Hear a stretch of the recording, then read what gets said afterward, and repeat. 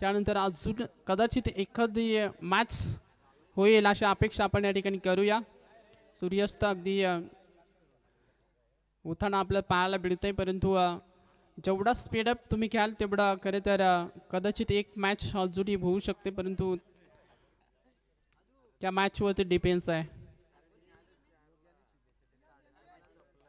गोलंदाज दुसऱ्या षटकावरती वापरला जातोय.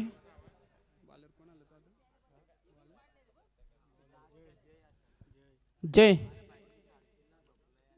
गोलंदाजी ट्रॅकवरती पहिला चेंडू उंची जास्त आहे, क्षेत्ररक्षक चेंडू खाली आणि पहिल्या चेंडूवरती सफलता मिळवली आहे.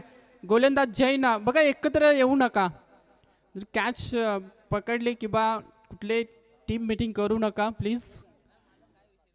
आणि बॅटर देखील विनंती असेल की आपण गार्ड जो कोणी फलंदाज मैदानाच्या आतमध्ये इंटर करायचं आहे त्याला अगदी गार्ड लावून तयार ठेवायचं आहे.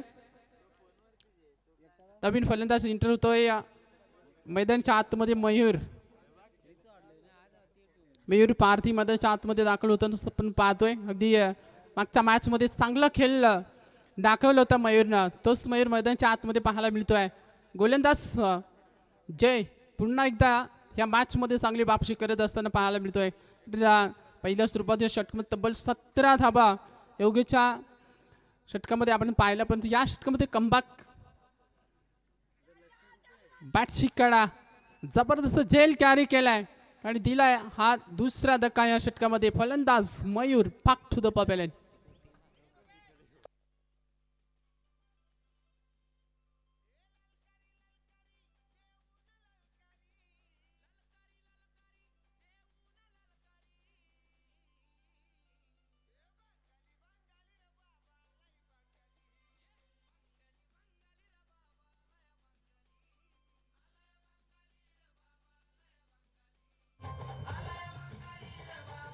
Thank you so much.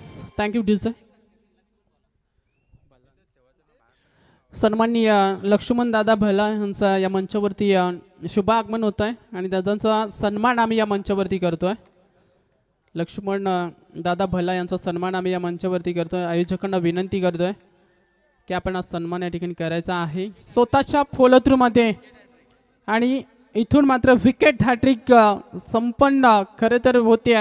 Wicket hat trick मिळवली आहे. गोलंदाज जैन सलगचे 3 चेंडूवरती 3 फलंदाजांना माघारी पाठवलाय.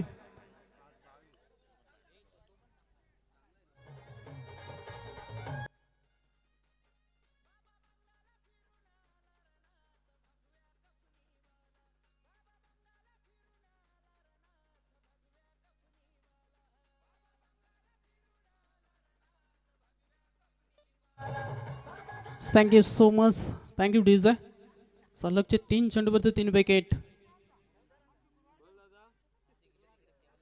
चौथाही चेंडू डॉट. जबरदस्त कामगिरी मैदानाच्या आतमध्ये तो जय करत असताना पाहायला मिळतोय. चांगली कामगिरी सुरुवातीला जरूर धाबा गेल्या जरूर धाबा संख्या